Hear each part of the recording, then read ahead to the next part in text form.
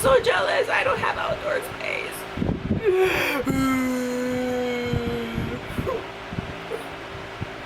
Hi everybody and welcome back to my channel. If you're new here, hi, my name is Pamella and guess what I'm doing today? Guess what I'm doing? I came across this video on Facebook, and like I've done in the past, instead of watching them, I said, you know what, let me record myself doing a reaction to these popular Facebook plant videos. Maybe not Facebook, maybe, I don't know, but I found it on my timeline and I really wanted to just react and see this lady who has 1,000 plants. 1,000 seems insane, but when I look in my home, I'm like, all right, well, I'm pretty much a quarter there already. So is she really worse than me? Probably not. Also, before I get any further into the video, don't forget to subscribe and give this video a thumbs up. Join this little cookie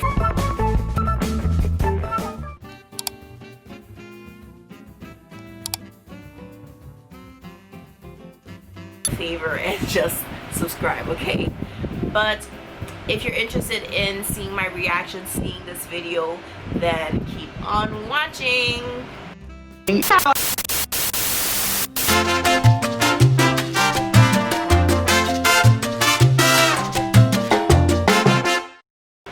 Hey, so welcome back. So we're just gonna go jump right into this video, so let's do it. If you hear any noises, I apologize, it's my fan. I need to have the fan on. You can probably see the plants blowing behind me. It's really hot in New York. I'm oily, I'm hot. Forgive me, but the fan needs to be on.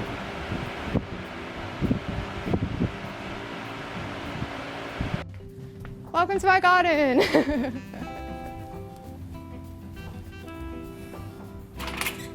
Hey, my name's Jorja. Welcome to my house. Well, her name is Jorja, and she's the woman with 1,000 plants. That is insane.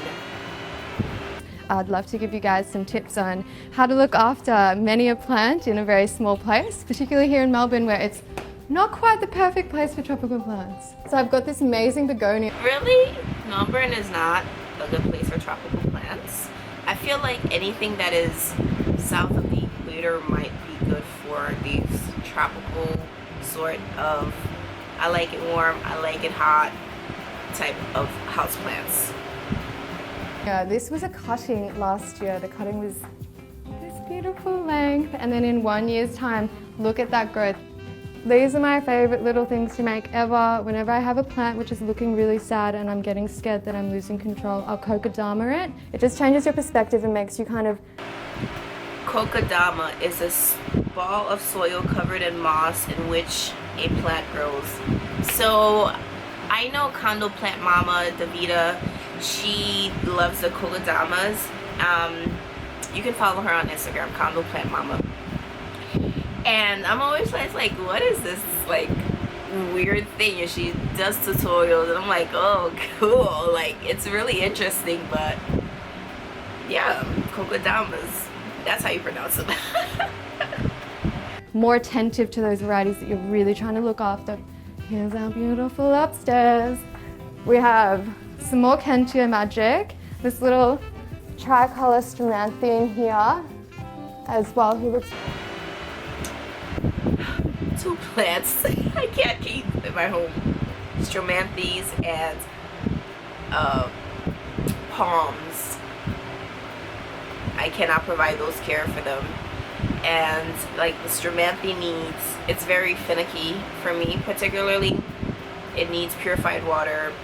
It needs a certain sunlight. It needs a certain temperature. I cannot get out. Just go. If you want to like, you know, like that's your business, but I don't have time to be worried about these freaking plants. Really beautiful from underneath. These are 2 prayer plants, as you can see, same, they're cousins, definitely in the same family as we can see, but I love the way this placement kind of just pulls your eye down with the red and the red. These guys are super hard to grow because their little leaves curl in when they get sad and dehydrated. They love the humidity, so I like to just, while I'm watering them, I'll give them a little drink and I'll leave a cup of water literally underneath there for them, like a little peace offering to my plant god. I love that. I love that. You know what's so funny? In the winter, I keep a container with water on my heater, and that, in my opinion, gives so much like humidity to the surrounding plants. So I think this is just a no-brainer that I did not even think of for plants. For example, maybe my begonias that like to be a little bit more on the moisture side, keeping just a cup of water around. You see, this is why I like these videos. I like them because they're helpful. And what it does is, as the water evaporates, it actually gets trapped underneath these leaves and it increases that humidity.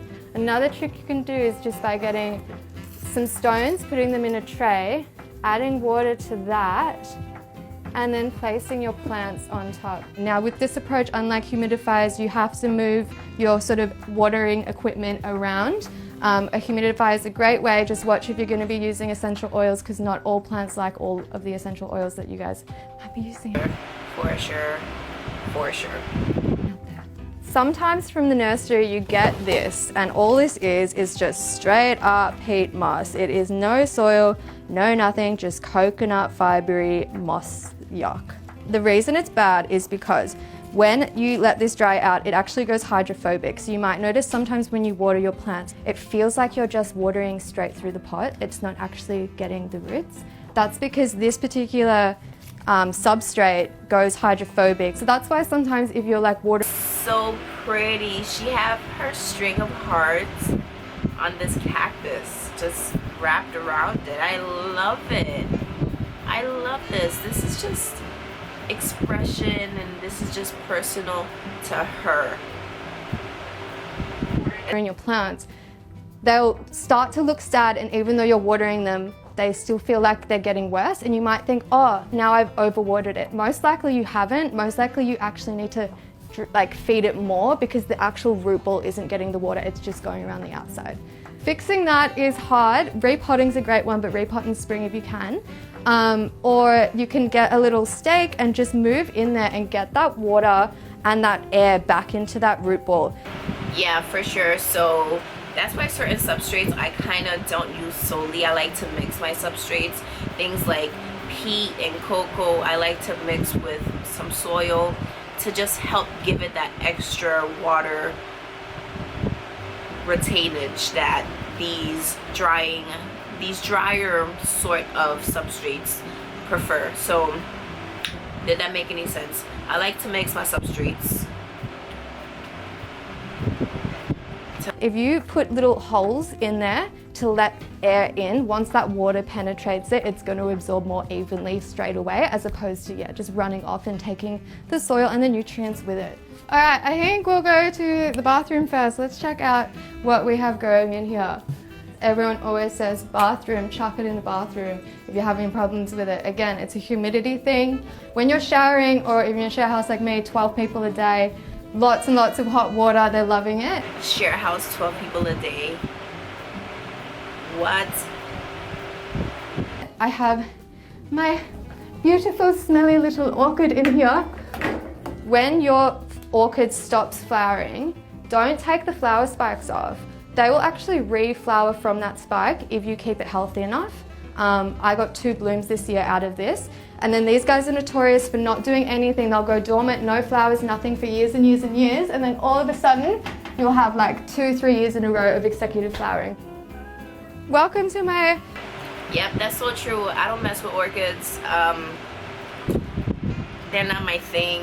They are too fussy, again, just like calatheas or stramanthes, certain plants like alocasias. I'm not attracted to them for their requirements. They're too fussy. I cannot deal with a fuzzy plant. I'm already fussy in real life. Like, I don't need to meet my match. in a plant. Because I've got this beautiful, beautiful, expensive, precious dude, but look at this. I heard like certain plants are cheaper in Australia. She said she's in Australia. Like I heard albos are cheap but in Europe, but like pink princess, silver swords, those certain plants that are just so sought after here in the States are dirt cheap in the Aussie market. Oh, sad leafage. All right, so let's do some diagnosis. I had him in the bathroom. We know it's too drafty, too cold. And I had him in this room. We know south, east facing, dark, not enough light. So that's why I'm starting to get these obvious markings on the leaves. So what I'm gonna do is really quickly show you the easiest way I take off these sort of leaves. So as you can see, everywhere a leaf grows is a node will have a root. When the roots are out in the air like this, they're called aerial roots. When we look here, all I'm gonna do to take off this leaf is just gently with my fingers pull it off at the base. And as you can see, there's like a seam where it wants to break off completely.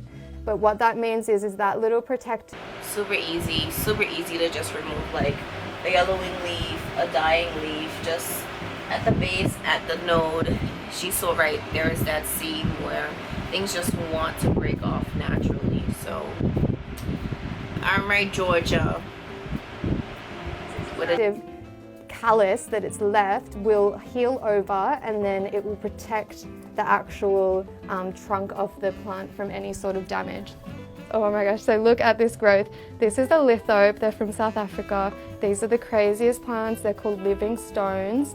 You do not water them. With all succulents and cactus, just do a bit of research of where that plant actually came from, and then you can get a better idea about how you're going to look after it. Or I guess Lithopes are so ugly. I just gotta say it. They're hideous, but they're so cute. You know, like you ever look at something like, yo, that shit is ugly, but I want it. That's how I am with lithopes. I'm like, it's a butt crack. It's a butt crack with something protruding out of it. But I want it. Enact those conditions in your own home. The thing is with growing plants, and what you begin to learn is that it's hard work growing them indoors all the time. What I like to do is, when the weather permits me, try and get them outside. Let's harden them up. Let's get them tolerant. I'm so jealous. I don't have outdoor space.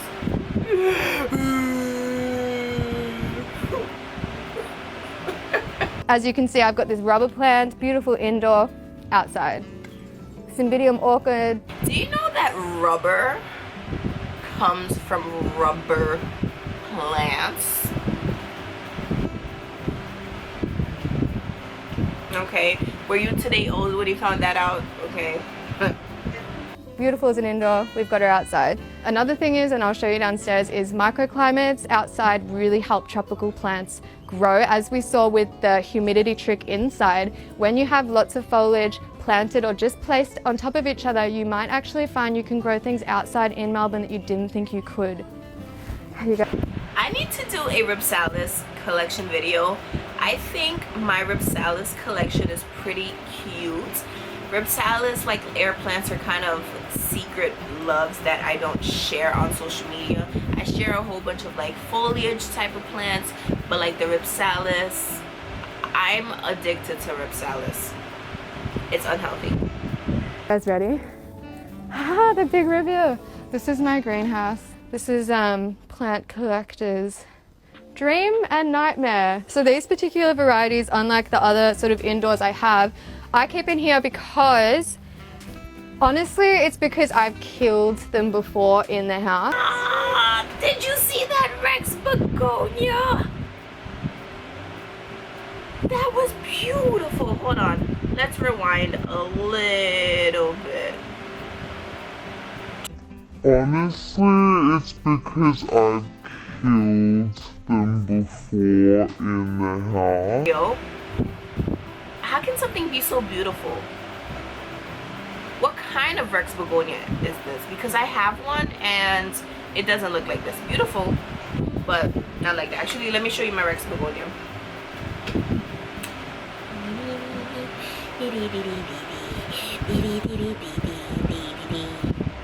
Here's my Rex begonia.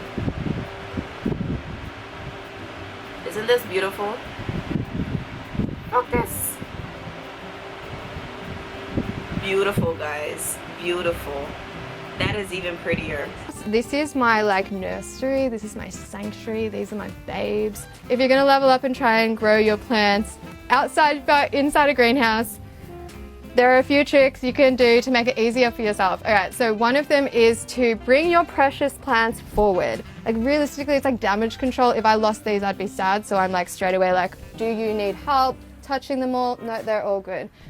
The second part of that, the other way, is to then group them in their requirements. For example, these guys like it really humid. So that means that when I come in, I check them, and I like to know that these ones all stay on that damper side. Over here, I've got my ferns, and at the back, I've got a bat plant. This guy's really cool. That's called an emu's nest fern. I actually cheat, and I put them in these trays, and I moss the trays. Whenever I need a plant for like a kokedama or a job or a gift, I can come and I know that they're growing in like what is the closest to the natural environment I could have created for them, and that way I know I'm optimizing their potential. Thank you so much for coming around my house with me, coming to see my indoors and my outdoors.